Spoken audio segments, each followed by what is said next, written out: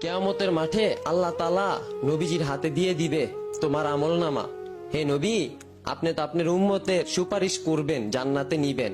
আচ্ছা নিয়ে যান, আমার কোনো আপত্তি নাই। কিন্তু এই যে আপনার উম্মতের ডায়েরি জীবনের, দেখেন কি করছে আপনার উম্মতে।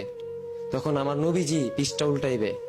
ফজর নাই, জোহর নাই, মাগরিব নাই, এশার নাই, মদ পান করতেছে, নেশা করতেছে। তখন আমার নবীজি আল্লাহ তাআলার কাছে লজ্জায় পড়ে যাবে। তখন উম্মতকে জিজ্ঞাসা করবে, হে উম্মত, এগুলা কি? একটাবার কি চিন্তা করছেন?